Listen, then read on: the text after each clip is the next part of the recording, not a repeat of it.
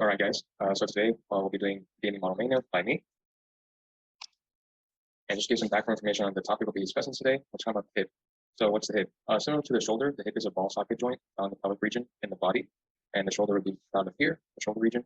But its main function is to provide stability and motion to the body. And it's the largest ball and socket joint in the body. So you want to use it to accomplish physical activities such as walking, running, squatting.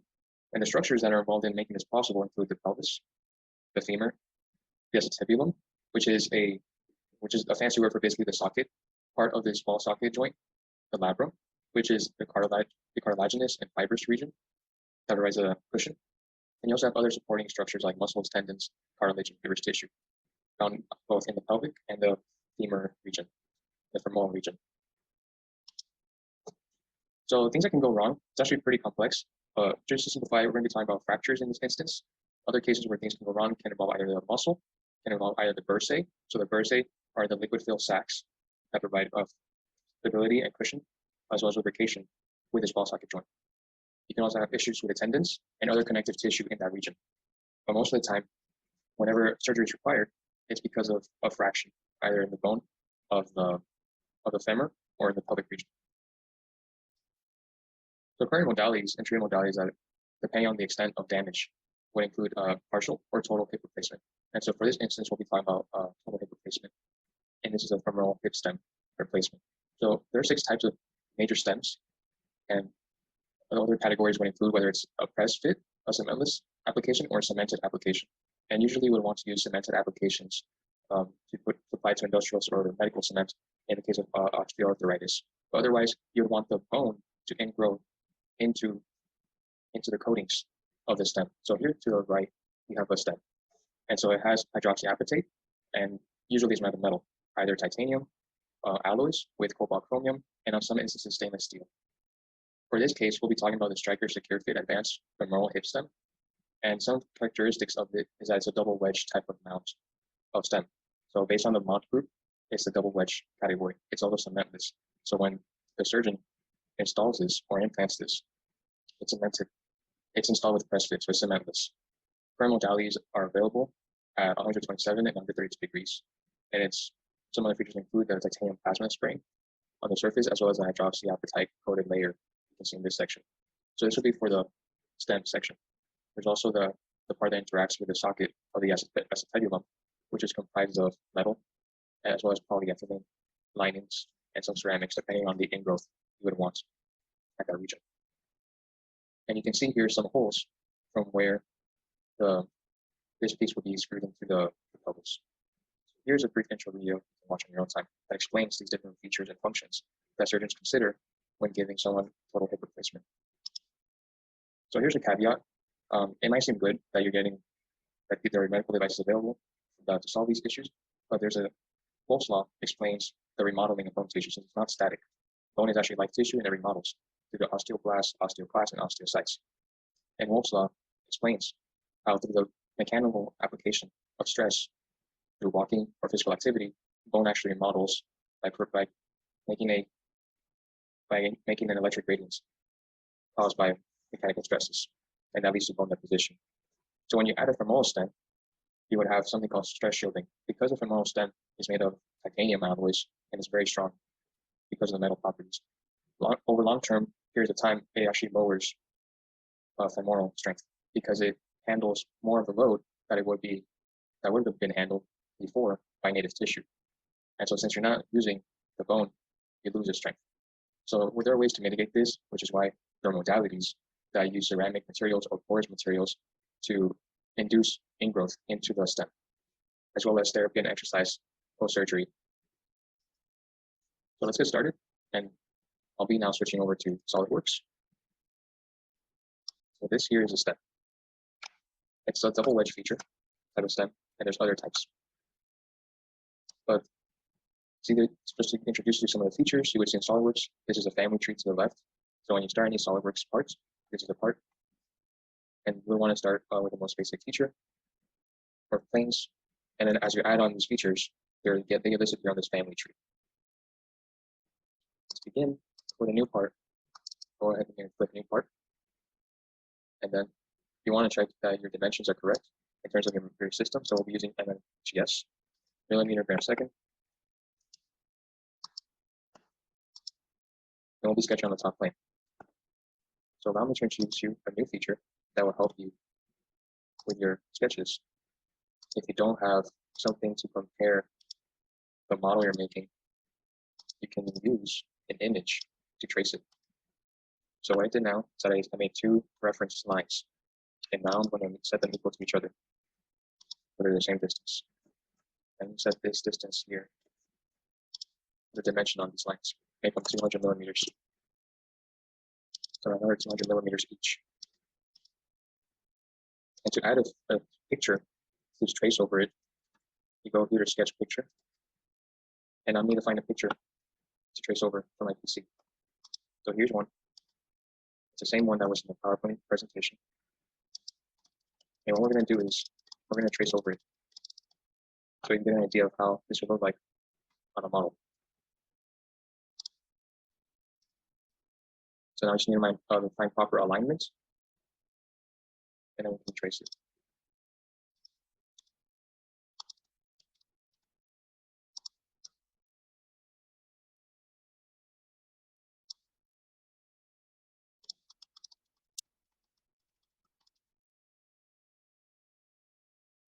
All right.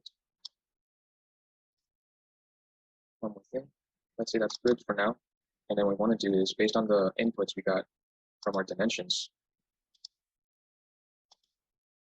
we want to be able to get the right angles and the right lengths for the stem. So we're going to do a 127-degree angle and 155 length stem based on the design inputs. And for the offset, we're going to do a 52.06, 56.26. Let me go ahead and confirm that dimension. 52.6 plus. First dimension here will be the offset, 52.6. And for the neck head, or the neck length, we're going to be putting here this distance, 40. That's the dimension given to us, 40 millimeters. All right, so now we can go back to our picture and align it. And we want to align this end, which is the tip of the stem, to this end, which is 155. So we're going to rescale this picture or this image until it reaches the dimensions we want it to.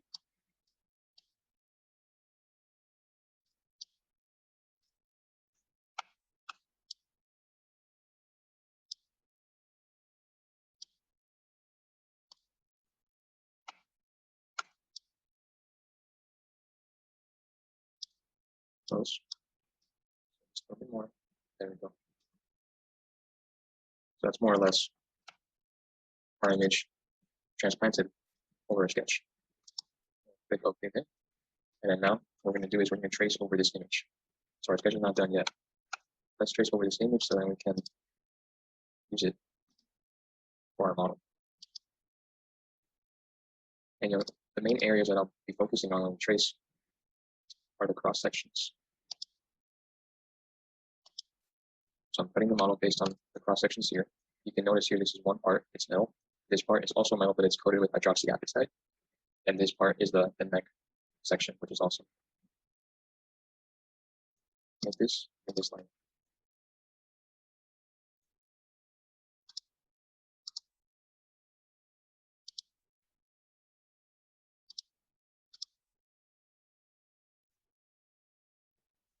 Also, these two lines are perpendicular.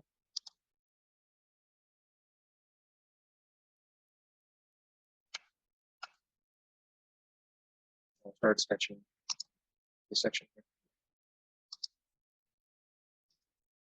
Set it perpendicular to this one. These two lines perpendicular.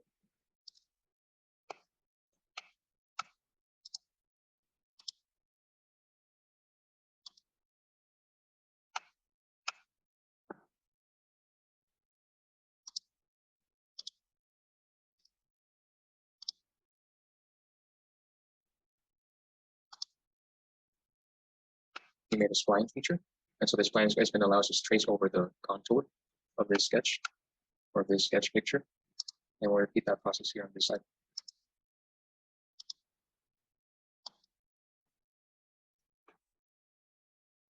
Add some dimensions here.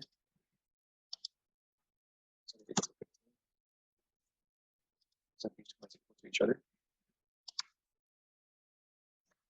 Add some length for these lines.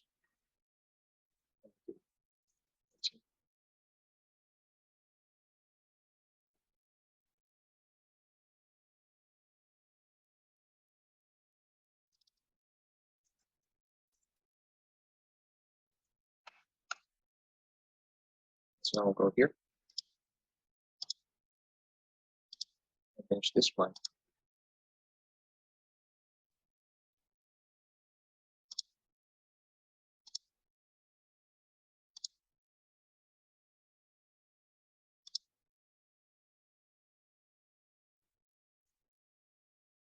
And that's good enough.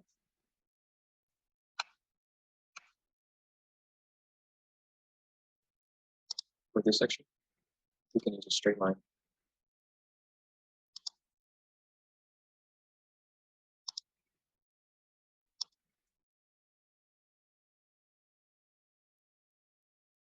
All the way down to here. So that could be a straight line right there. Let's move this a little bit. And then here we'll add another straight line.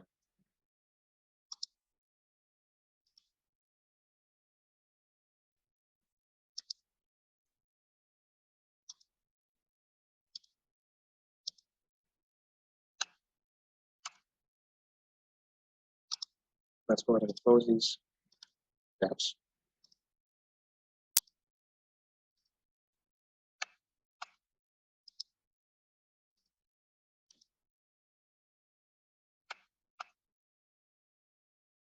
And for this section, we'll also make a spline feature. The more dots you have on a spline, the more complex the shape is, but then you have it's harder to control.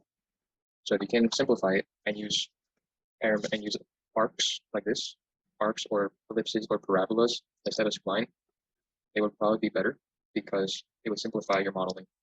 Some features, when you add the spline, it complicates it too much. And it gets you undefined responses or undefined inputs.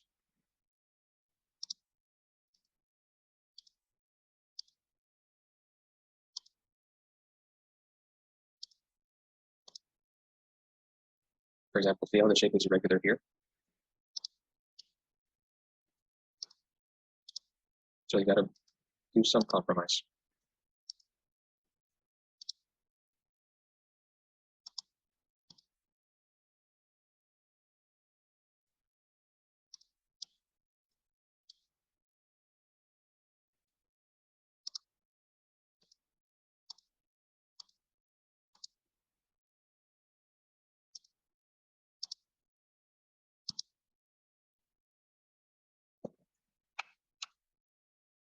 So let's check the sections. This section is okay. This section is okay. Then we have this section. Looks good. So on this left, let's go ahead and create a rectangle. And we'll set this rectangle. We'll set it to 200. And set these two sides the same. So they're both 200. So now it's square. And now let's go ahead and insert all of this into our sketch. So now we have a flat sketch.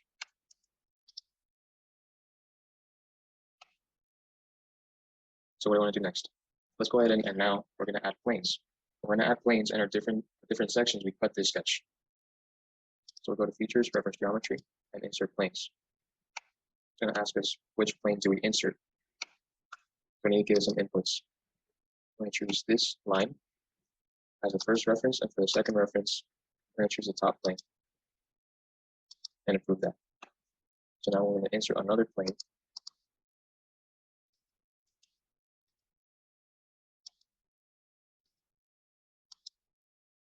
And repeat the process for every part in this stem that is a cross section. or is a major cross section.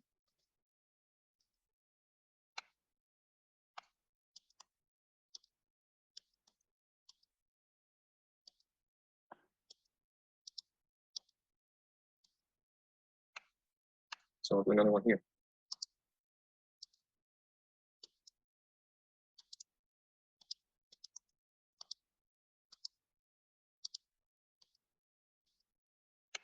We're now at 1, 2, 3, 4, and then we're missing 5 planes here.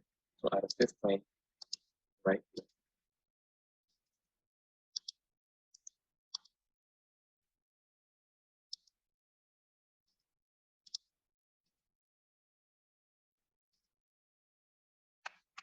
So we have all the planes. And then what we'll do now is add a tip here, a vertex there at this endpoint.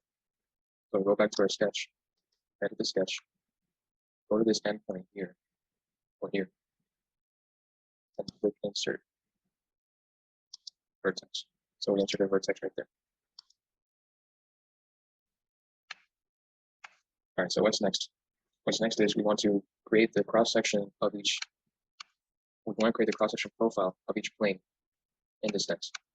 So we're going to make some approximations to get to this shape. We're going to approximate this femoral head as a circle. So we're going to go ahead and draw a circle on this plane number 1. Plane number 1, we're going to circle. And just draw a circle. And what you do now is you're going to make a tangent to the endpoints of your first sketch, or coincidence. And you click the center, and make a coincident to your line. And so now this cross-section circle can be used for the femoral head. And we're good there. What's next? Let's go ahead and extrude this.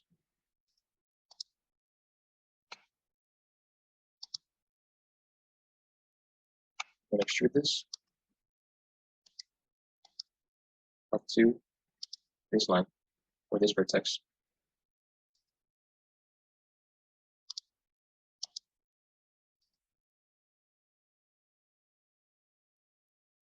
That looks good. So now we have a cylinder. Let's go ahead and draw the cross section for this plane now. Plane number 2. So where's plane number 2? It's here. So our cross section will be the same thing, the cylinder. So that looks good. Let's hide that one and do the crossing for plane number 3. Plane number 3 is this one. So what do we do for a cross section there? Let's go ahead and set this normal to, zoom in, and we'll start with a arc, 3-point arc. Just draw it on the plane. And now you're going to approximate it using your constraints. So this is the point on our cross section. So we'll go ahead and make it centered or coincident. We'll make this point here coincident to our line.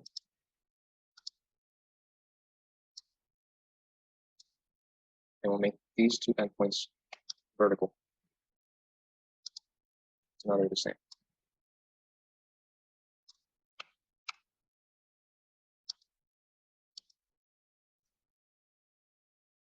All right. Now we go get our line here, draw straight down like this, and set this part here merged with this part. So make this coincident, and make this line and this line perpendicular. Let's add a height to this line. So we'll go ahead and put 8 millimeters and give this section here an angle. So let's go ahead and put 85. And now you notice when your sketch goes from blue to black, you're fully defining the sketch at that section. So we're still missing here, our arc is not defined. So we're going to fully define this and set our arc. We'll set our arc tangent.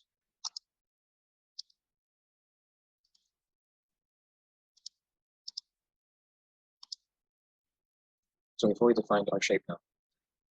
Let's remove this section. And we'll mirror this profile about this line. And there we go. We have our cross section done. And now we can accept our sketch. And we'll bring back our solid body. Let's hide our plane for now. And let's do something called loft. And so a loft is going to try to connect two profiles or two end shapes as best possible.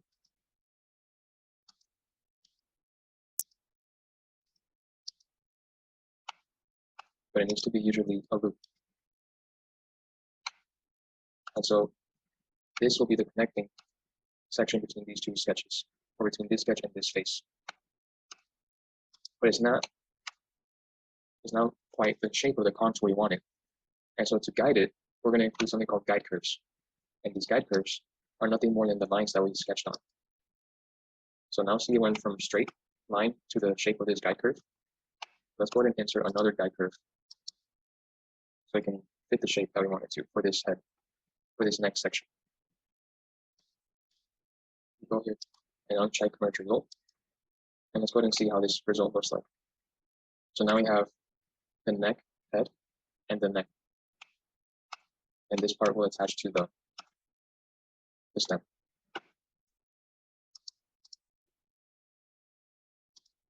Let's bring back our sketch. We're not done there. So what's next?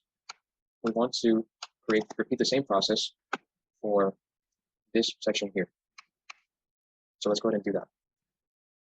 Let's find that plane, number 4, show it. And now, we're going to zoom in.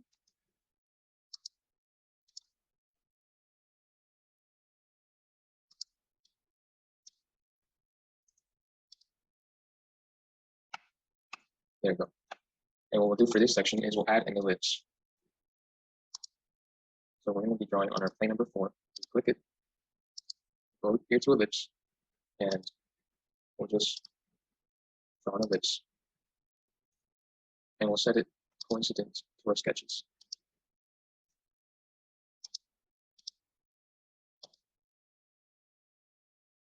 Section set it coincident to this part here. And same thing with this section. Coincident. So for now, we'll accept it. And we're going to click extrude boss face. I want to click extrude boss face so we can extrude this section of our drawing.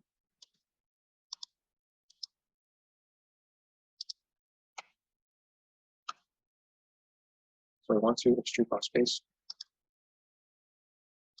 up to this surface, right there, that vertex.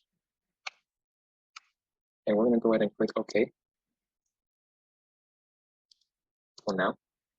And we'll be using this sketch or this extrude as a reference for our sketch number 4. So we're going to go and edit our sketch number 4 and increase the diameter.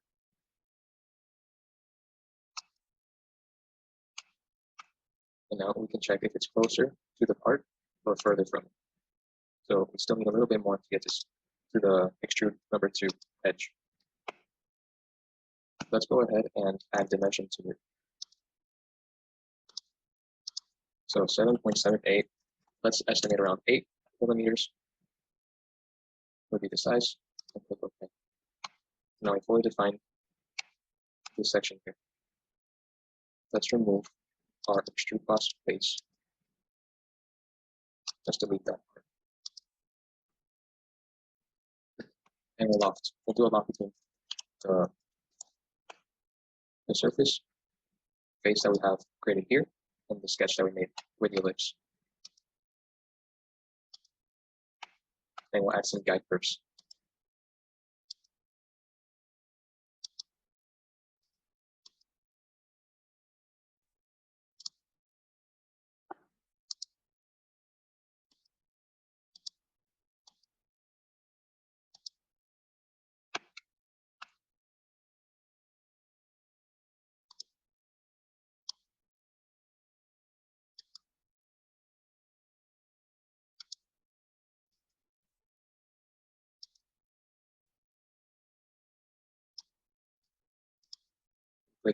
or unclick merge results, and this should be a resulting part.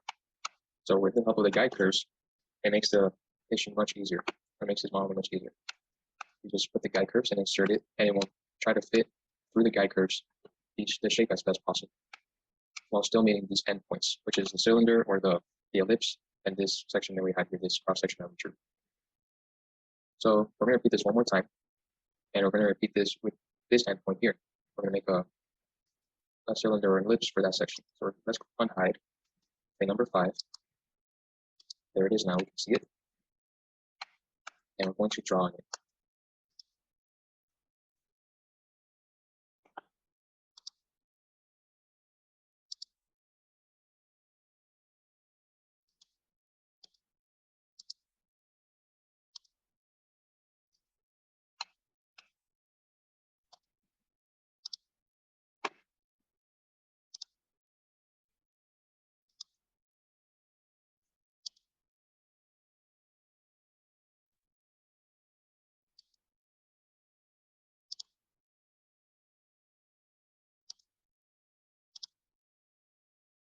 So now it's black, so it's fully defined.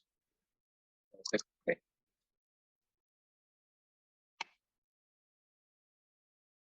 If you want to, you can go back to this and edit your sketch profile under Loft 2. Plus equal to 7.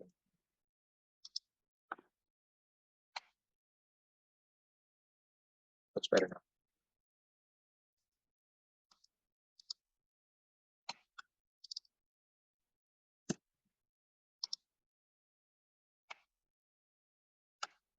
All right, so let's repeat the lofts for this face here and this shape we have here. And we'll include guide curves as well.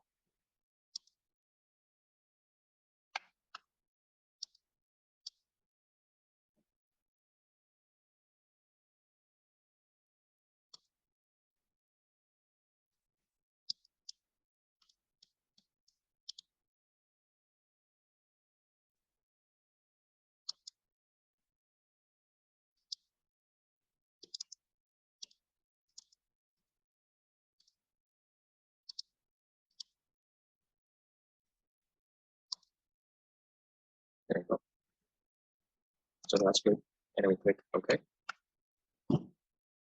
And let's go ahead and remove the plane we have here, hide it.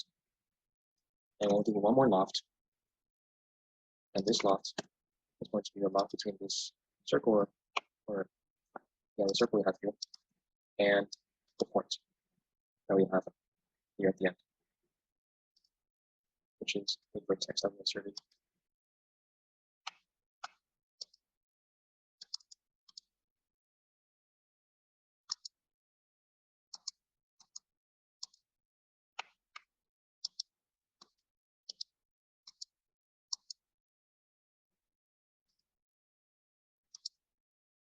Let's go ahead and reinsert this vertex as a new sketch. So I'll go here to our top plane, sketch on it, and then on that top plane, we'll insert a point right there, and click OK.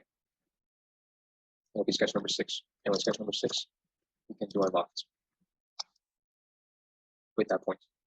So right now you'll see it's a straight cone, and we want to change that. So let's go here to Start and Constraints.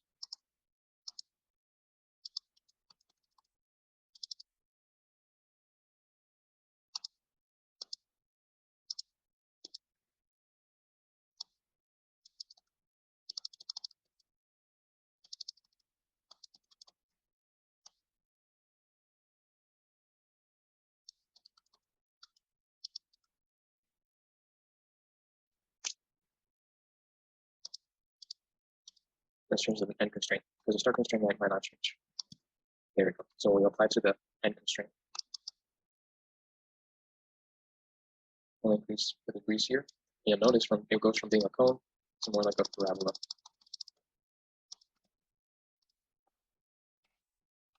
Where we have graph 3, let's go ahead and do 2.8, 2.9.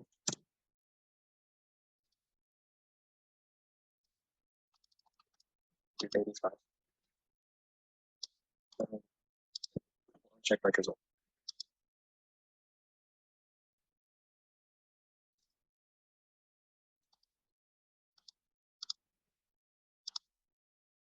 So quick save.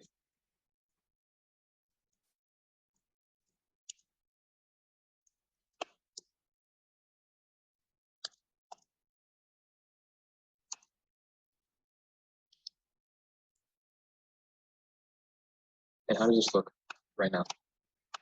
This looks good. So let's go ahead and do some fillets.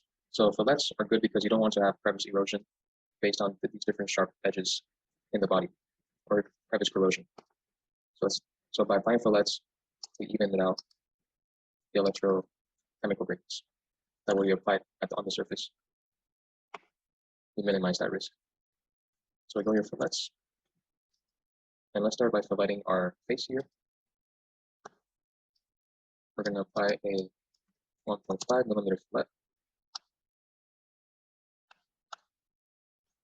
And you'll notice all of this right now is 4 bodies.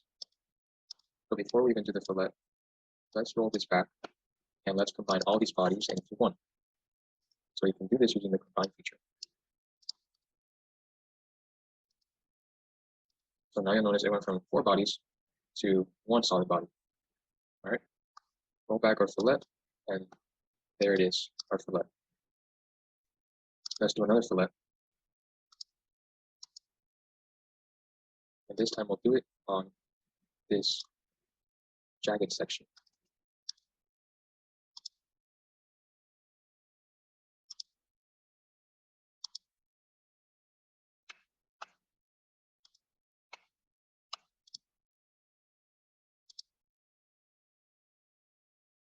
And let's increase the fillet size.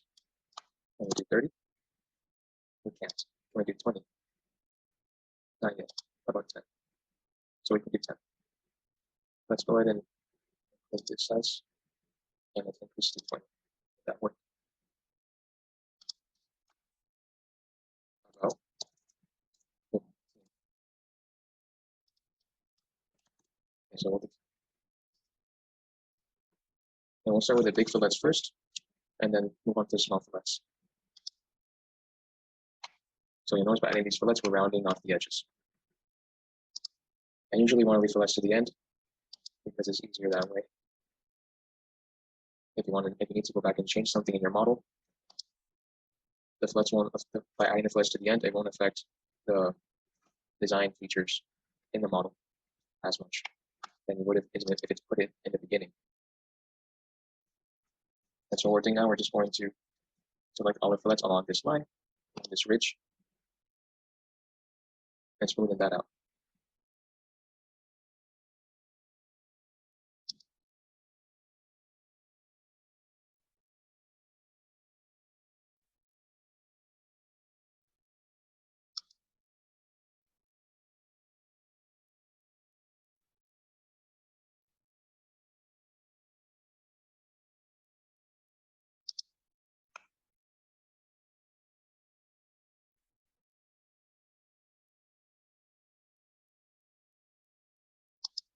Almost there.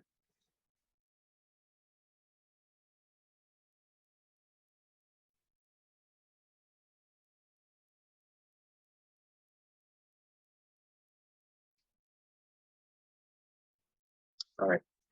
So here, we'll go ahead and do 4 millimeter fillet and see how it looks like. That's good. So let's do that.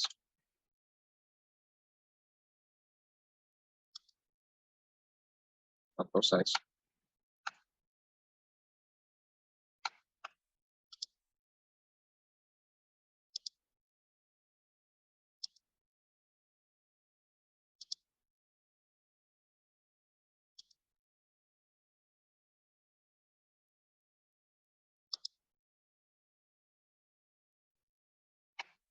All right, and we'll click OK. And so now you'll have your stem with your fillets, and let's render this in a virtual studio.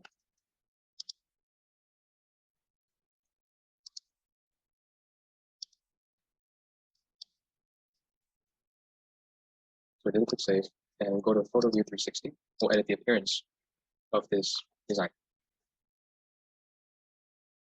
You can also edit the material properties. So we can go here, edit material, and check if we can add titanium, or if it's under the database of materials to be effectively added. So we'll go here and search for titanium alloys. And I'm not sure which one to use, but we can choose from any of these options. And if you want to make a custom material, then you would just make your own custom material and apply it. Let's go ahead and select titanium 8AL1ML1B. So it's going to apply this titanium alloy. And usually when you're talking about femoral hip stems, they're made of titanium alloys such as cobalt, chromium, titanium, and some anti-corrosive properties. So now we edit the material. Let's go ahead and edit our appearance. And so material is going to be helpful for when you want to simulate something. It has those physical property materials to get the most accurate results. Appearance is going to make it look nice.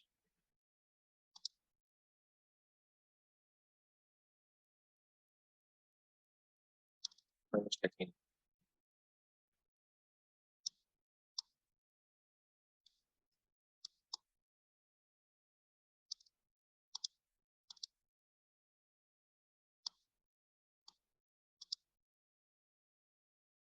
So we added the appearance burnished titanium or brushed titanium to this part. So let's click OK. And the next thing we want to do is we want to edit our scene. For this, we can use reflective floor black. And from there on, we just need to find the right angle for us to render this part.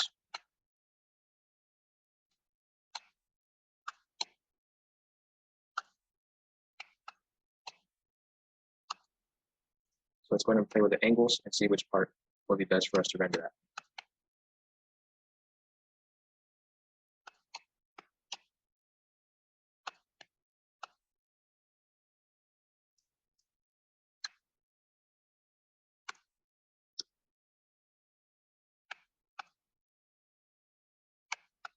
This section looks good, so let's roll it.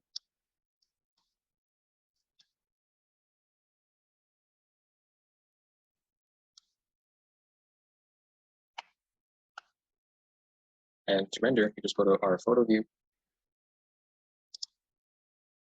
and click preview window. So right now, this is our preview window of how the rendering will look like. If you like the preview window and you're satisfied with that, then you can, with those inputs, initialize a final render. All right, so right now it's rendering the part. You can see the orange boxes. As it moves across the surface of the object, it's trying to take the input and finalize that render. Usually it takes around 10 minutes, but it seems like we're done. So we're done rendering. And what you want to do there is you want to save the image. And we're going to save our render as public. So here, it's done. And then one.